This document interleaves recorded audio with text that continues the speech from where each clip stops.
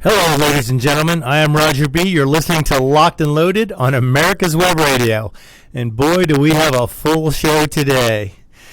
The craziness that goes on with guns and weapons and firearms, the politics of guns, weapons, and firearms, and even a few accessories for guns, weapons, and firearms. We're going to explore everything. But as usual, we're going to start with the politics, or the stories of the day, so to speak. The first one comes from a progressive private school who suspended a student for 3 weeks because he posted a photo on a social media site with a toy gun. So the last 3 weeks of school, this guy didn't get to go to because he had a picture of him posted on a social media with a toy gun in his hand. Now, the boy's father, of course, obviously upset. He criticized the school for what he calls punitive and counterproductive intervention. Now, according to Bernstein, the boy appeared in a video alongside another boy, was holding an airsoft gun, and the school discovered the 8th grader posted a photo on Snapchat and depicted him being held in a headlock while another boy pointed the toy gun at his head. Okay, first of you, you're all going, you should never be pointing any gun at anybody's head for any reason, especially even an airsoft gun, because you can put an eye out, as we all learned from Christmas Story. You'll shoot your eye out. So shouldn't have been doing it. That movie's probably on now for Christmas in July. Yep, probably so. But so anyway, he shared it with 13 friends, and they said that he was suspended for 3 weeks because it may have impacted students with anxiety. And we have to protect them. So, and what's more interesting is the reaction of the boy's father, who doesn't appear to be what most considered a Second Amendment advocate, but he calls the Congress unwilling to act a national disgrace. But he believes his son should be suspended for 3 days, not 3 weeks, because he posed with a toy gun. Now, this same school had another issue. They had one of the students had seen one of the teachers texting while driving, so he reported it. Now, they dragged the kid into the principal's office, made him apologize to the teacher because the teacher was very hurt. Now, get this straight. The teacher was texting while driving, probably breaking the law in almost every state, but the fact that the kid turned him in or made a complaint about it, they punish him instead. And they said he violated community values by hurting the teacher's feelings. So the teacher's breaking a law, driving dangerously, potentially endangering other people, and they hold the student responsible for turning him in or mentioning it to somebody. Absolute bull squeeze. There's no way that should be allowed to stand. Absolute bullshoy. Yes, well, oh my goodness. But and that's not a dish on the local Chinese buffet. Chinese. Okay, anyway, so that was the bad news for this week. Now, there is some good news going on. There's a group with about 30,000 members and 75 chapters across the U.S. This is the National African American Gun Association. That's right, NAAGA. So, and they're considering expanding their mission into political arena by starting a PAC. So NAGA, as they've called themselves, are going to start collecting money and start supporting pro-Second Amendment groups in politics. Are you sure that's not racist? National African American Gun Association. How is that racist? According to Representative Presley from Massachusetts, she doesn't want any more black faces that don't agree with her. Oh, of course not. Democrats don't want anybody who don't agree with them. Yep. It goes back to the Civil War. But anyway, according to NAGA's website, the organization was formed in 2015, and the goal of the National African American Gun Association is to establish a Second Amendment organization that educates and trains our community on the rich legacy of gun ownership of African Americans.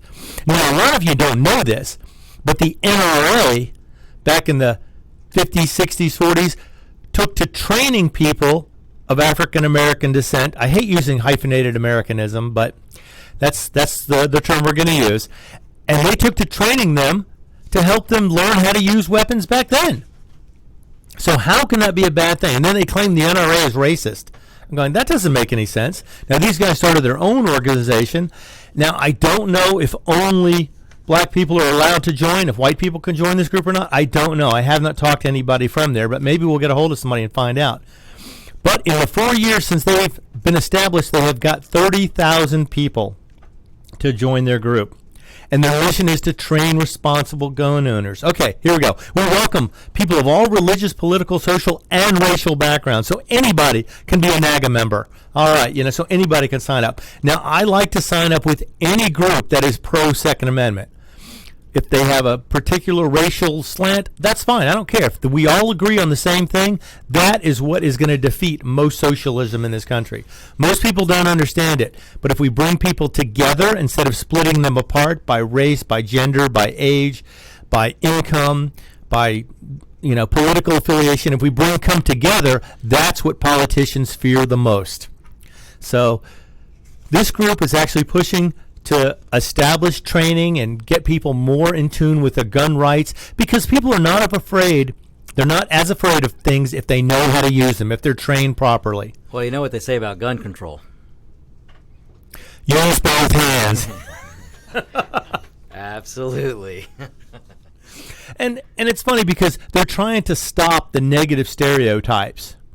And that's something that, it's unfortunate, but there are people who look at certain people with certain things and decide, oh, that's racist. And it's true. There are certain stereotypes, and it's not racist, it's prejudiced. There's a difference. Thank you for making that distinction, because you're absolutely right. It's not racist. It's prejudice. If you prejudge somebody based on their skin color, you're being prejudiced.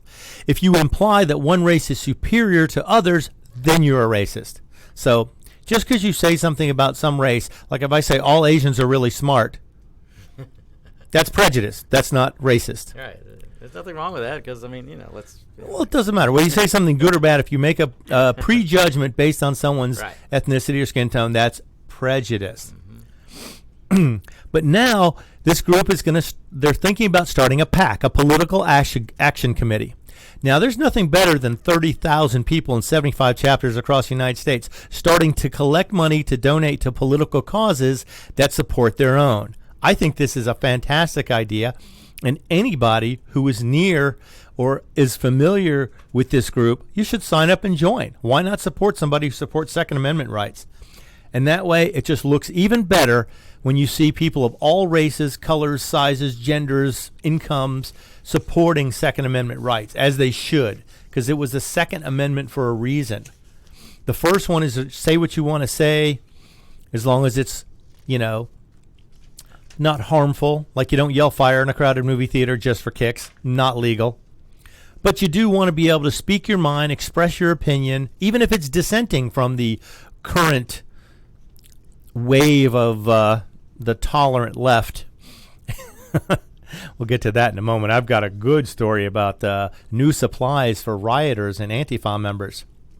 So anyway, so this guy wants to stop the stereotypes of being called a thug or doing something illegal just because somebody's black is holding a gun. And they're going to change it because they're going to go and push gun ownership for everybody into a positive mindset. They want to see that anybody can own a weapon if they're responsible, they're well-trained, they know how to use it. They're somebody who should have it. Now, they're still discussing the details of their PAC. Oh, and as for the group's controversial acronym, NAAGA, Smith believes it gives the group an edge. Some people thought it was offensive, and I thought, and still do, there's kind of an edge to it, he said. So he's aware of what he's doing. So this was not done by coincidence. These people know exactly what they were doing, and they did it rather well, I might add. Okay. Now we're going to see something that's going on across the world. New Zealand, as you know, has of late become, let's say, they've been embroiled in a gun control battle. They did have a shooting there, and over 50 people were killed and a bunch more wounded. So immediately, the New Zealand government decided to take things into their own hands, and they were going to start gun control. They're going to stop military-style weapons. They're going to have magazine limits.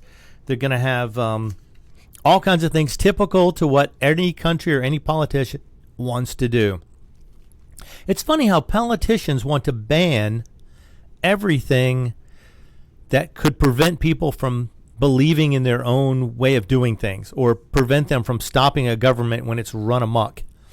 But anyway, the New Zealanders, I think, have actually taken a page from American history, because they're a country of about 1.5 million guns. Now, this new ban went into effect, and these New Zealanders are supposed to hand their guns in or surrender them for some sort of payment or some sort of compensation. And they've collected 700 guns out of the 300,000 that they were supposed to get. So I have to say, isn't civil disobedience great, folks? These people realize, you know what? You can come take them from me. You can take them out of my cold dead hands. And I'm thinking, that's got to be a similar spirit to what the American colonists, well, at the time they were British colonists, experienced when they told King George, when he tried to take their weapons, forget you. Yeah, we'll keep our guns and not pay your taxes and throw your tea in the harbor. Well, now the New Zealanders haven't thrown any tea anywhere, and they don't have soldiers patrolling about, but they're telling the New Zealand government, forget you. When you come take my gun, then I'll give them away. And I imagine there's probably a record number of boating accidents taking place in New Zealand as we speak, as these guns are inevitably lost forever and can never be handed in. So now, and then, of course, there was the massacre that caused it to happen. But then, of course, New Zealanders are pretty inventive also. So they're coming up with another way to fight or to do something. And I think we're going to come back to that in a moment. But right now, I just want to know if you have any issues to discuss with me, you have anything to say, I can be reached at rogeronradio@gmail.com or at roger@americaswebradio.com. So if you have a dissenting opinion, a concurring opinion, a comment, a criticism, I'm willing to take it. We're going to a break right now. We'll be right back. You're listening to America's Web Radio. I'm Roger B., and this is Locked and Loaded. 45 years of experience is behind the most trusted name in auto transportation. Passport Transport, the first and finest today. That's why Passport Transport is the preferred auto transport for major auto manufacturers, concours, museums, tours, and collectors, and should be your choice from across the state to across the country. When you have the need, go to PassportTransport.com and enjoy the peace of mind referenced experience will give you. Passport Transport. The Docs for Patient Care Foundation is your way to join the fight and become a member of an organization created by doctors for patients, dedicated to fighting for your healthcare freedom and preserving the doctor-patient relationship.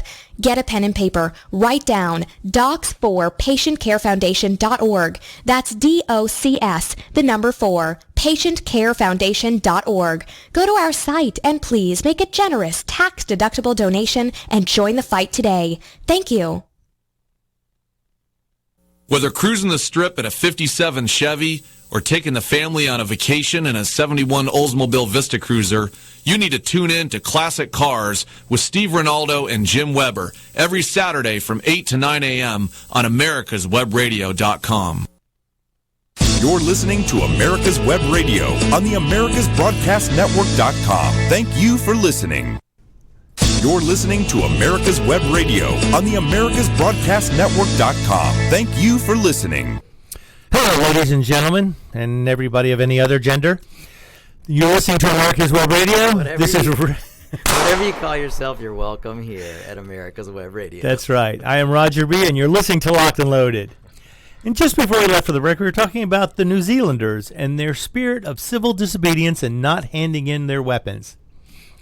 Well, like I say, that's been a spirit we've had in America before. However, I think as of late we are losing that feeling. And then some New Zealanders are thinking, you know what? Okay, I want to abide by the law, but I also don't want to give up my gun. So they created this law to take away semi-automatics.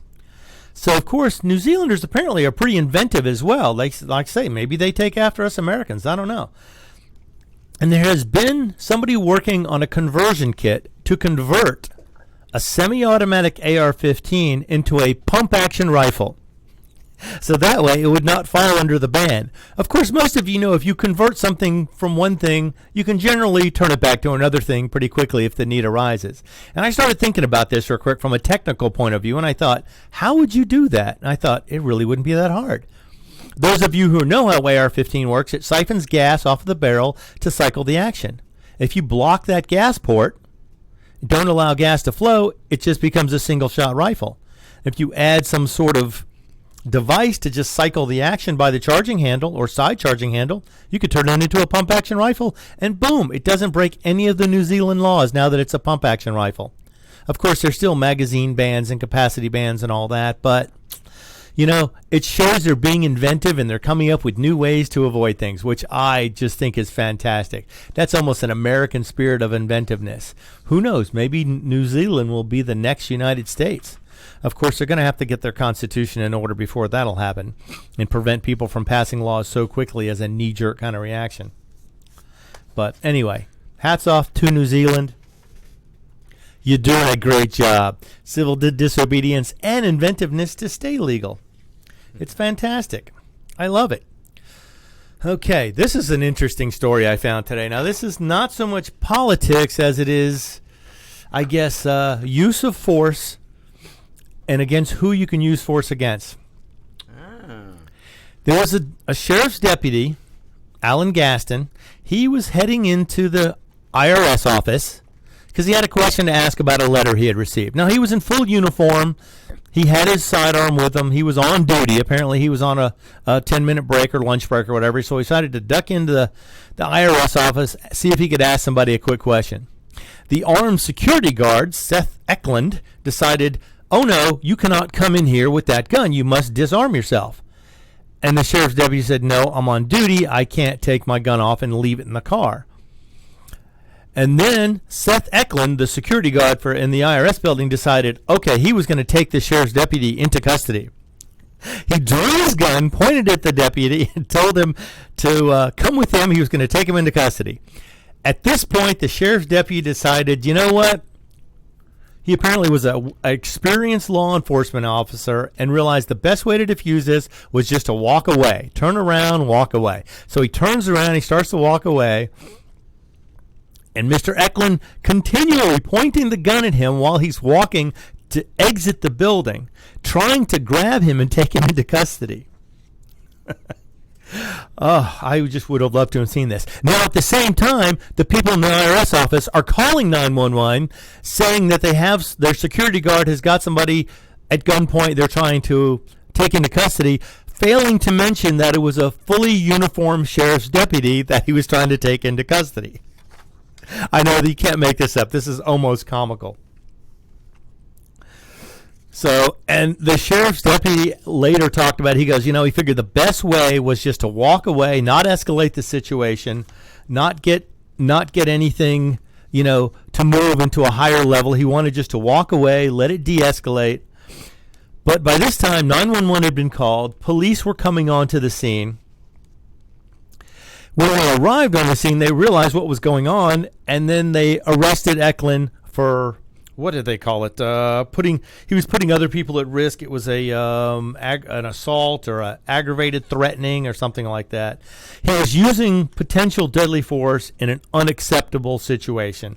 He was also, like I say, by having his gun out, walking through the building, pointing it at this sheriff's deputy while he was leaving, he was endangering everybody else around him by having his live weapon out with no reason to have it. Now, of course, I just wonder how this is going to pan out, because apparently the security guard for the IRS is a federal employee, I would think, and the sheriff's deputy a more local employee. So is it going to be federal law over state law? Are the feds going to step in and try and get this guy off of the charges? I wonder. You know, it seems like those battles are going on a daily basis. You see police officers in various states and cities not complying with ICE agents or Border Patrol, trying to stand with their sanctuary cities philosophy of let everybody in and let's pay for it all. Yeah. Meanwhile, everybody else's costs and expenses and college and healthcare is going up, up, up. Meanwhile, the illegal aliens are just sitting there going, hey, we go to America, we get everything for free if you go to the right state. But apparently, I'm curious to see where this goes. But right now, he did get arrested. I don't know if they let him out or they let him out on bond. I'm pretty sure because he didn't fight when the police officers got there. He just tried to explain his side of it. And apparently the police officers went, "Oh no, there is no reason for you to pull a gun on somebody." Oh, they charged him with aggravated menacing. That sounds pretty bad. I wouldn't want to be charged with aggravated menacing. So it sounds like something that UFC fighters do all the time, but hey.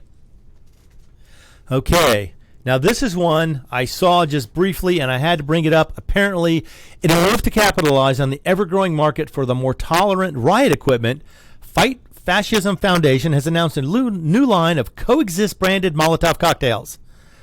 Yeah, it's not really true. It's a Babylon Bee story, but it was so well thought out, I figured I had to bring it up. But, and they said, rioters' hearts are in the right place, but they've been unable to express their great tolerance for ideas they disagree with. With this burning buildings to the ground until now, with our great line of riot products, the victims of your violence will know just how virtuous you are. And the weapons are equipped with easy light technology, so even teenagers who have never rioted before can fire them up and show their enemies how loving and tolerant they are with an explosion of fire. Yeah, okay, that was just fun. I enjoyed that one. That was a Babylon Bee story, which in case you people don't know, Babylon Bee does sarcasm, they do satire, they make fun of things because that's what they do. But that was just so interesting, I just had to bring that up because I didn't want that to get away. So, especially the wording, it was great. Okay, so now what we're going to get into is some new products because everybody likes new products. Now, this is something I saw that's coming out. I don't know how many of you are familiar with the SIG P365 SIG. It's been out for about a couple of years now, and it has taken the gun community by storm because of its small size, its great ergonomics, and its capacity. I mean, it's holding 10 rounds in a package smaller than a Glock 26, which is amazing. Now they're coming out with a newer version of this gun called the P365 XL. Now, the XL is a slightly larger version of the P365. And you're thinking to yourself, why do I want a larger version of a small gun? Well, it's only slightly larger. In fact, you run comparison, it's got the barrel length on the P365 is 3.1 inches, while on the XL it's 3.7 inches. The overall length goes from 5.8 inches to 6.6 inches. So, 0.8 inches. So 3/4 of an inch longer in overall length. And the width is 0.1 inches wider. So it's only slightly larger.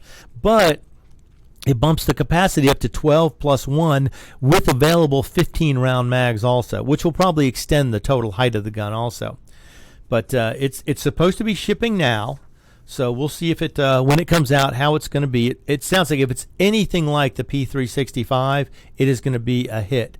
SIG will have something on their hands that'll be a spectacular weapon. It'll be now this, of course. Now I know not everybody has a Glock or carries a Glock or likes Glocks, but I have to say the Glock 19 is probably one of the most successful handguns ever produced. And before the 1911 people come running at me and screaming and yelling, 1911 is produced by dozens and dozens of manufacturers. The Glock is produced by one manufacturer. So as a single manufacturer, Glock has a huge market with the 19s and 17s. In fact, 65% of law enforcement carry this gun. Now you're saying, why am I touting the Glock? I'm not touting them, I'm just saying their popularity leads me to compare the P365 XL to something Glock has to offer. Like, let's say the Glock 19, which is probably one of the most popular guns in the entire world. Now, the SIG is at 6.6 inches. The Glock is at 7.3 inches. So it's slightly longer. And then the biggest thing is the width. The Glock has a width of about 1 1/3 inches, while the SIG is 1.1 inches. That's almost a 1/4 inch narrower for the SIG. So that makes it a lot easier to conceal. It takes away a lot of the blockiness or the squareness that the Glock has. And if any of you have held a P365, you know the grip is much more ergonomic. It fits hands much better than the Glocks do. Now, don't get me wrong. I like the Glocks, but I'm saying this pistol has the potential to possibly displace a lot of the Glocks. Because even in a Glock 26, which is the smaller version, you're talking an overall length of 6.4 inches versus 6.6 for the SIG XL. Now, the 26 is the Glock's smallest pistol, and the SIG XL is a step above in size from what their smallest one is. Their smallest one being at 5.8. So they're almost, more than half an inch shorter overall length with a magazine capacity that's identical to a Glock 26. So I have a feeling if this gun hits the market and it doesn't have any issues like the P320 had with the drop firing and such, it could become a huge hit. And this could be easily the next gun to take over a lot of standard carry positions for those of you who carry every day, as I wish most of you would. Well, if you feel comfortable with it, if you had the proper permits. It's funny how you have to have a permit to exercise your Second Amendment right. You have to show ID to buy ammo in California, but you don't need it to vote. Anyway, we're going to be right back with some more. I am Roger B. This is America's Web Radio. Quick Stakes, that's Q-U-I-K Stakes, are not just for surveyors. They are great for family and community gardens. Go online to www.quickstake.com or contact your local land surveying supply dealer and get you a box of Quick Stakes. You'll love them every year when you plant your garden. Again, that's Quick Stakes, Q-U-I-K Stakes, the truly preferred way to stake and identify what's in your garden now. This is Ron Camacho, host of the Business Hour, on Fridays from 10 to 11 a.m. Join me as I talk with passionate professionals on a program that profiles the best businesses, business professionals, business practices, and fascinating individuals. Insider view of how America works, 10 to 11 a.m. on America's Web Radio. Hi, this is Steve Ronaldo, host of the Classic Car Show on America's Web Radio. Just talking to you about antique car insurance. I think that if you're looking for the best coverage for your classic car, consider J.C. Taylor Insurance. They've been my insurer for years in this hobby and have the top rating of all of the insurance companies in the hobby. When you get ready for insurance, call J.C. Taylor or visit jctaylor.com on the internet. You're listening to America's Web Radio on the AmericasBroadcastNetwork.com. Thank you for listening. Hello and welcome back. I am Roger B. This is America's Web Radio, and you're listening to Locked and Loaded. That's right. This is the show that's about guns. It's about firearms. It's about weapons. And it's about the politics of all those things. It's about accessories for all those things. And like I say, I have opinions on things, and if you have a varying opinion, shoot me an email. Roger@AmericasWebRadio.com. Let me know if you disagree. Let me know if you agree. Let me know if you can't stand it or if you think it might be something worth considering. If you have enough dissenting opinion, who knows? I may make you sit next to me and discuss these points. But anyway, we're on to the new weapons. And we just got over the SIG 365 XL. I think is going to be a phenomenal weapon as long as it doesn't have any issues. As SIG has had a few in the last few years. With the MCX, I think it was, they had a bolt carrier group issue, and then the SIG 320 with the drop firing. Apparently, they were able to fix everything and recall everything. But anyway, hopefully it'll be a fantastic weapon and make other manufacturers step up a little bit, step their game up. There's one other new weapon that has been released now. Now, don't be looking for this at the local gun shows because it's not going to be there. But the U.S. Air Force has got a new gunship officially ready to ruin the day of anybody who we decide to turn it on. This is the AC-130J Ghost Rider gunship. Apparently, it flew its first combat mission in Afghanistan in late June, and it is being brought out to relieve the AC-130U Spooky. Following, they have combat sortie. The Air Force Special Operations Command spokesman confirmed its existence and its use. So it has been used. Now they won't give details of the mission, but obviously we're not have the proper clearance for that. But anyway, so they're saying it took place just a few days before June 28th. Now this AC-130J Ghost Rider ship, it's like an ultimate battle plane. They said it's a bomb truck with guns on it. Sounds like something I need parked in my driveway. Along with the standard 105 millimeter cannon, there's an additional 30 millimeter GAU-23A cannon, along with wing pylons designed for, now these, I'm going to spit out these numbers and letters, the GBU-39 small diameter bombs and AGM-114 Hellfire missiles. So this thing is going to be equipped to take on anything, anywhere, at any time. And they were mentioning the 30 millimeter cannon in particular is almost like a sniper rifle. They say it's that precise. They can pretty much aim it at any one target and hit anything on a first shot, one shot, one kill basis.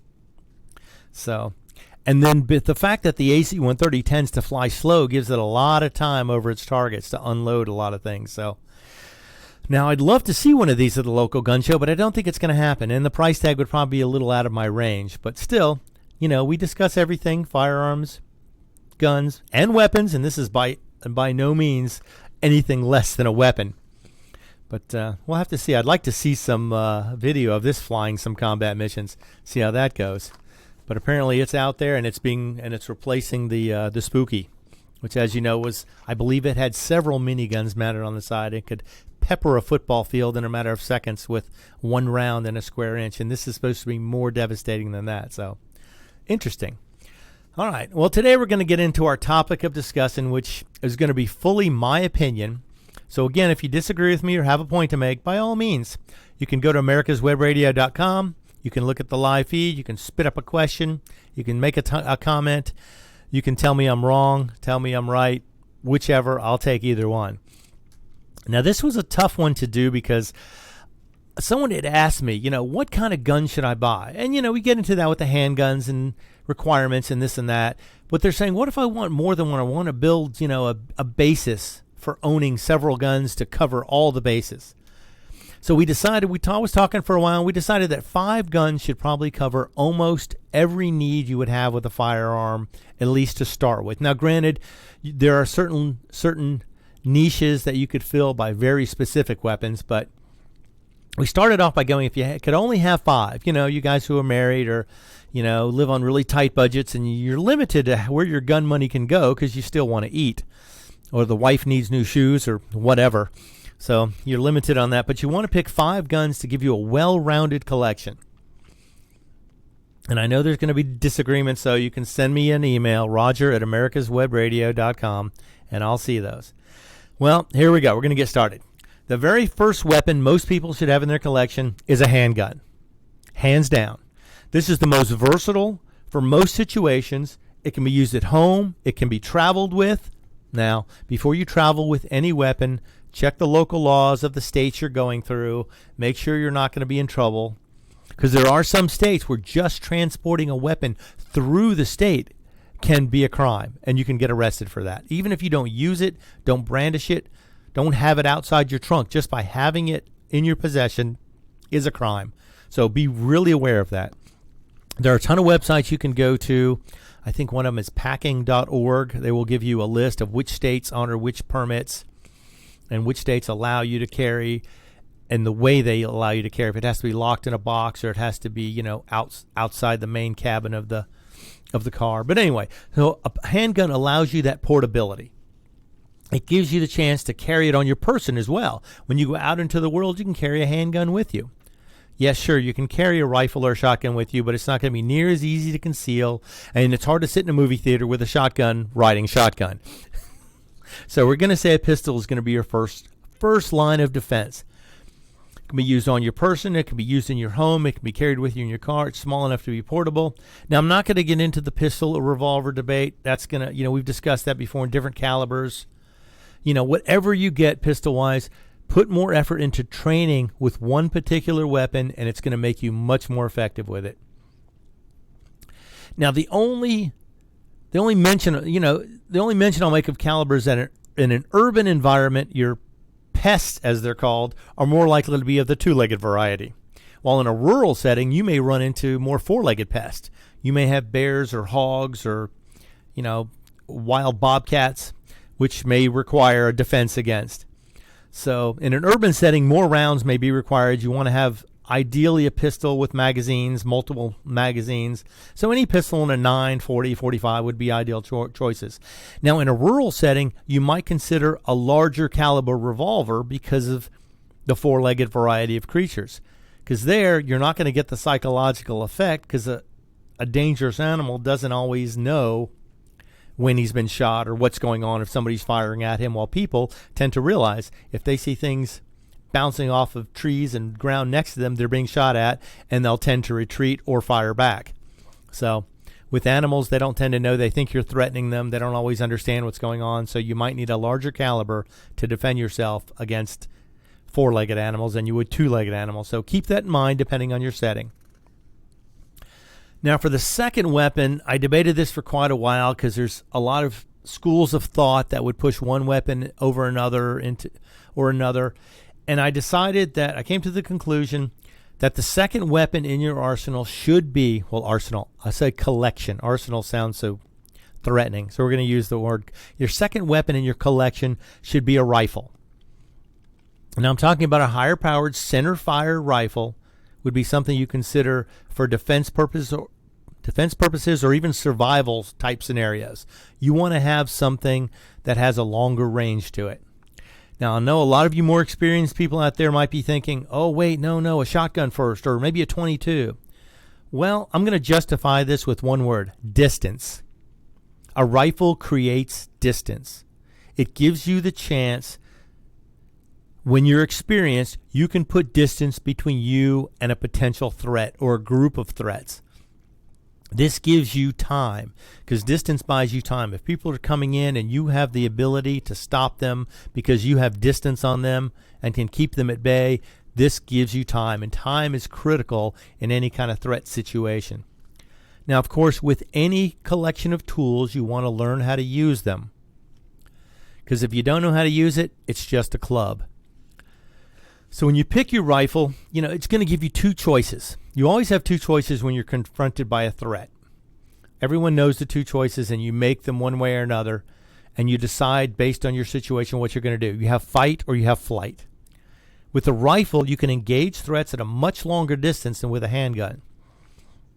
Now, what this does, this may be able to keep a threat far away from you long enough to be able to make an escape, or gain enough time to get your group, your friends, your family, whoever's in your group, to a better situation, maybe a higher situation where you can be looking down to a reinforced position where you have cover, or you have even concealment at this point, maybe to get you to a vehicle to get you out of there. If you can buy more time, because it takes people longer to traverse longer distances. So if you can keep them at bay with distance, then you know what? You've gained an advantage. And that would be the second weapon I would recommend as a rifle. Now, either two-legged or four-legged creatures can be dispatched with a rifle. And here again, the caliber is always up for debate. Everyone's going to have their favorite. Everyone's going to have one they choose over another hopefully based on their surroundings, their experience. But you want something that's going to be universally usable. So I would say at least a 5.56 caliber. You don't want a pistol caliber carbine in this case, because that would give you slightly longer range than a pistol, but not enough to where you can defend your position out to the distances I'm talking. So you're going to have at least a 5.56 or 7.62 39, something that's good for out to 500 yards or more. This is going to be able to put the kind of distance between you and a threat that you want. Now, hopefully, that amount of distance would deter most threats from proceeding further, because you don't want people coming in after you. You don't want people to threaten your position. And also, if you have even four-legged creatures, you want to be able to keep them at bay, especially if they're dangerous. If you've got a family you're trying to protect, or if you've got friends you're protecting, or if you just want to eat that night and you're dealing with a skittish animal, hey, get something that reaches out a little further so you don't have to get as close to dispatch them. Now, here again, the difference between the urban and the rural environments is something that you'd have to take into account. Again, an urban environment, more your pests are going to be two-legged creatures in this particular scenario.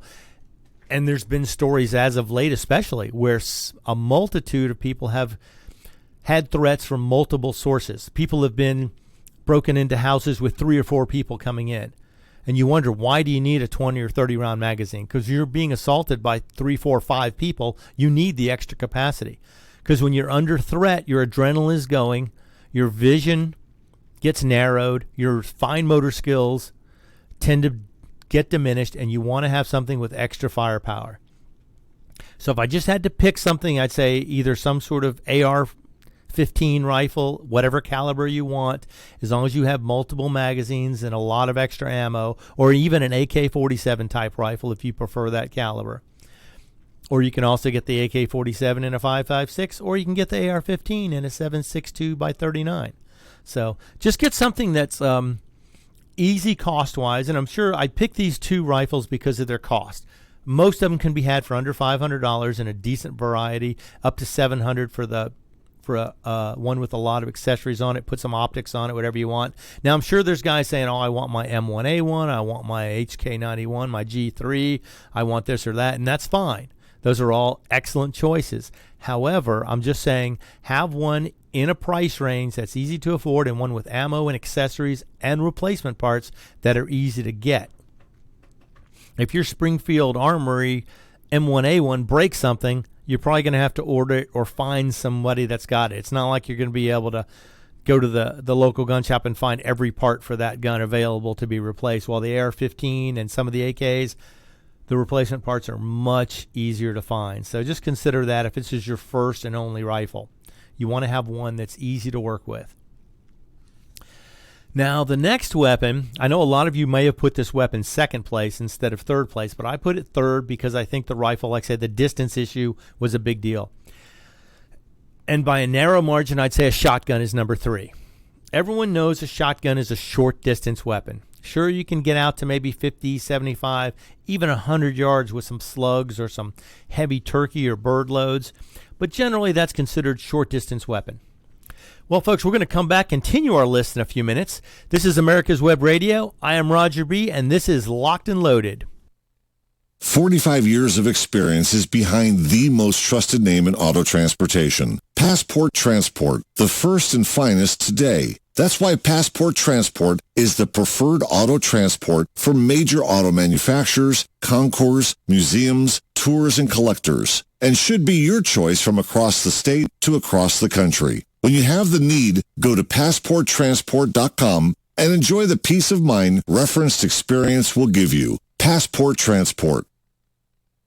Get your pen and paper ready. If there's a move in your near future, I'm here to tell you that the folks I used and now recommend is Around Town Movers.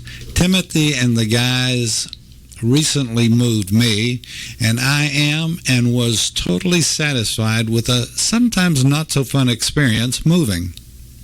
Call Timothy at 770-378-4708 and make it a good move and a good experience. Around Town Movers for that local or cross-country move. Timothy, Around Town Movers, in my opinion, are the best. That's Around Town Movers. Call them. Live closer to your food source. Learn how to grow it yourself. Please join me every Saturday morning at 10 Eastern on America's Homegrown Veggie Show for tips and advice from the country's best gardeners. You're listening to America's Web Radio on the AmericasBroadcastNetwork.com. Thank you for listening. Hello and welcome back. I am Roger B. This is America's Web Radio, and this is Locked and Loaded. Now, you can find us at americaswebradio.com and listen to live streaming anytime of whatever show is going on. We also do rebroadcast during the day and throughout the week, so if you miss a show, you can find it there, or you can also go to YouTube and find our shows there. Most of them are archived live there, and you can actually see the broadcast, which I don't know why anybody would want to do that, because if you know me, you know I have a face for radio, which is why I thought this would be easier. And the live broadcast on YouTube, not something I had actually counted on, but hey, if you're willing to torture yourself, go to YouTube, go to americaswebradio.com channel. We're there. We have most of our shows broadcast, and we have a variety of shows, not just guns, politics and cars and medical shows. So You may find yourself being entertained throughout the day by various America's Web Radio shows. And if you have any comments, for me especially, you can make them to Roger at americaswebradio.com. So give that a shot. Like I say, I welcome all challenges, all information. If you'd like to hear my take on a particular subject, by all means, shoot it out there. You got a question for me you want me to answer on the show? I can do that too. Or if you want to see a subject broached that you had some questions about or thought you'd like some advice on, I'm not saying my advice is any good, but I'll give it to you anyway because it's free. Okay, so back to our choice of weapons. Here we go. We were up to number 3, which was, like I say, by a narrow distance, I placed a shotgun. And we said a shotgun is a short-distance weapon, and a lot of its goal is to induce fear, because if you ever look down the barrel of a shotgun, it's got a 3/4-inch opening in the end of the barrel, well, for a 12-gauge, and it sends out multiple projectiles of various size every time the trigger is pulled. And yes, there are slugs and other solid projectiles you can shoot out of a shotgun, but most of them are what they call shot. And shot comes in a variety of sizes. The larger the number, the smaller the shot. So you're looking at like 7s to 8s for bird shot, and there could be several hundred pellets in there. Now, of course, being that it fires multiple projectiles, it's going to mean it does have a shorter distance. But multiple projectiles also means that anything from the bird shot at 7 or 8 all the way up to a double-aught buckshot, which in a standard shell is 9 .33 caliber pellets firing at one time. So imagine firing 9 rounds every time you pull the trigger. That's as good as any fully automatic weapon, especially if you can fire off 3, 4, 5 rounds in a matter of 2 to 3 seconds. You're firing as fast as a machine gun. Now, granted, those pellets are not entirely accurate other than at close distances. You get beyond 50, 75 yards, you're going to have to be a little more careful. But up close, a shotgun is devastating. In fact, they're available in a number of every kind of action you can imagine. They have lever action shotguns, semi-automatic shotguns, pump action shotguns. Let's see, there's probably single shot shotguns, double barrel shotguns, even triple barrel shotguns. Yeah, you heard me right. There are triple barrel shotguns. So there's a variety. They even have pistols that fire small caliber shotgun shells. I think the 410 shotgun shell is available in several pistol varieties. So just in case you want to carry it on your side and you want to have the effectiveness of a small shotgun, but you don't want to carry one with you, there are pistols that fire shotgun shells as well. And again, short distance. And also a shotgun can make up for poor marksmanship. It's kind of like the old cameras, the point and shoots. That's kind of what these are like. You kind of point in the general direction, fire the shot, and it's going to give you a pretty good spread of pellets in order to be able to, get closer to hitting your target. So a lot of people say these are good for beginners who don't learn to aim. That might be true in some respects, but I want anyone to train with any weapon they have. And most shotguns have a lot more recoil than do some, an AR-15 rifle or even a small 9mm handgun. But still, the shotgun can make up for poor marksmanship, and it's kind of like a piece of exercise equipment. Just because I bought it doesn't mean it's going to help me. Same thing with the shotgun or the rifle, the pistol. You can buy it, but if you don't use it, you're not going to gain any experience with it. Just like with the exercise equipment. I can own it all day long. If I don't get on it and use it, it's not going to do me any good. So just because of that, because of its short effective range and relatively ease of aiming, I'm going to put the shotgun as number 3. Now, the 4th and 5th place are almost too close to call. In fact, if you went one way or the other, it probably wouldn't be much, but I had to pick one because I was making the list. And when you make the list, you have to, guide yourself into it. The .22 caliber rifle. That's my number 4. You may wonder why. Who wants a .22? They're not good for anything. Well, they are good for a lot of things. For one, they're great for training people. They're very small caliber. They have low recoil. And they're easy to learn because the low recoil makes it very easy for people to learn. And they're lightweight guns, so they're easy for people to hold. And they're easy to shoot. They're very accurate. And the ammunition for them is extremely light, easy to come by, and it's inexpensive. So you can shoot a lot more 22 for the same $25 than you could 5.56 or shotgun shells or any other thing. So for that reason, I'll say a 22 rifle should be the number 4 pick on your list. Now, it's also easier to teach somebody who has no experience to shoot when you're using a 22 because of the low recoil, and they're not as loud. They tend to be less loud. There's less concussion coming from them. So, it's a lot easier to teach somebody, and when you learn with a 22, it's easier to step your way up. And as always, practice, practice, practice. Because of the cheap ammo, the practice is crucial.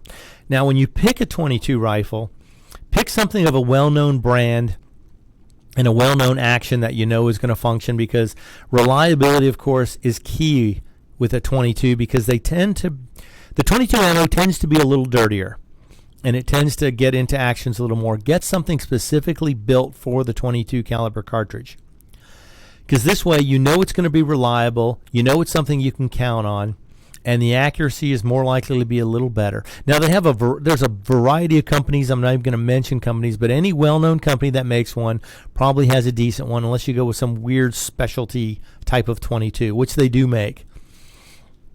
But we're going to say go with something even, I'm going to mention a brand name. Ruger makes a takedown version of their 1022, which is probably one of the most popular 22 rifles ever made. And now, if you want something, this is a magazine-fed semi-automatic. There's bolt-action rifles you can get in a 22. Another semi-automatic that I like for many reasons is the Marlin, the Model 60. It's available, it's inexpensive, and the neat thing about the Marlin is it has a tube-fed magazine attached to it. So you never have to worry about losing a magazine and turning your gun into a single shot. The magazine tube is attached to it and feeds anywhere from 12 to 18 rounds of 22 ammo. So that way you've got your magazine attached to the gun. There's no chance of losing it. If you're teaching younger shooters, it might be easier because all they have to do is drop the cartridges in the correct way, and that's all they need to do. They don't have to load a magazine to the gun, then function the action. Here all they do is put the bullets in the tube, cycle the action, and they're good to go. And of course, teaching them on a 22 is easier, and you can help build skills for bigger rifles later on. Okay, now in case you haven't guessed it by now, my 5th pick is going to be the 22 caliber pistol. Probably for many of the same reasons I picked the rifle to start with. A 22 is a low recoiling, low noise way to get started. Now I have to tell you, becoming good with a pistol is much harder than becoming good with a rifle, because a rifle inherently is more accurate, easier to shoot longer distances, mostly because you're supporting it usually at least 3 points. Usually it's at your shoulder, you have your hand underneath the front of it, and then you usually, if you rest it anywhere, you can get a 3rd point of stability, or if you're sitting down or you're going prone, you have a way to stabilize a rifle much easier than you do with a pistol. So having a 22 pistol is a really good way to start learning basic skills of becoming a pistolero, because pistols, like I say, are much harder to master than rifles. So starting off with something small with a lot of low recoiling, inexpensive ammo is something that you'd want to have. Now also with 22, in a survival situation, rifle or pistol is good because the ammo is small, it's lightweight, you can carry a large quantity of it. And a 22 can be used on a variety of game animals, mostly small stuff, raccoons, squirrels, chipmunks, rabbits, anything. Even pests, pests like rats and mice, you can shoot those with 22s. Now, although I'm not recommending it under any circumstances, poachers a lot of times will use 22 solid point bullets on deer when they're poaching deer. Now, they always get up as close as possible, and they always make headshots. So, something to consider if you're a poacher. I know what you're doing, I know what you're using. But don't do that unless you absolutely have to. And if you're a good enough shot, it might be something you can do in a survival situation. You don't always do the best thing, but you do the best with what you've got. That's kind of the whole point of survival. Now, this list is only if you can only have 5 guns, which I don't recommend for anybody. 5 guns should be a minimum amount anybody should have. Well, a minimum would be 1, and that's only if you're prepared to learn how to use it and take the responsibility of owning it. But if you want to build a collection, I say a minimum of 5. And then beyond that, of course, there's so many choices, it's mind-boggling. But I think if you start with these 5 and work your way into other ones, then you can see where your needs are, what you end up shooting the most, what you enjoy shooting the most, what you need the most to train people in your family or your group of friends. Then you can expand from there. And I know a lot of you have budgets and have wives and girlfriends, and they may say, why do you need more than 1 gun? And you can look at them and say, why do you need more than 1 piece of jewelry? You can only wear 1 pendant at a time. You can only wear 10 rings. You can only wear 1 necklace at a time. And then maybe they'll start to see the light. They'll start nodding back and forth going, okay, I see your point. You need different things for different uses. And with the 5 guns, that gives you, like I say, a bare minimum of coverage. But that should cover you in almost any circumstance. So consider that. But if you get beyond that, like I say, the world is your oyster. There's a gazillion choices. And then you have to start really narrowing things down as to what you want, what you need, and see what you think is going to work best for you. But as always, everybody should own as many guns as possible, because everybody knows 5 is hardly enough guns. Everybody should have at least a dozen or 2 or 3 dozen. I don't know. There's no set number, but get as many as you can, because, we got to support the gun rights, and you got to support the Second Amendment. And one more note in closing, I'm going to mention that the NICS system is the system they use to do background checks. And apparently over the last 2 years, there has been an extraordinary number of gun sales, because I think most people were so stocked up prior to the 2016 election that we're still dealing with hugely inflated leftover inventories, because everyone was expecting 2016 to go to what's her name, the Clinton lady, Hillary, that's it.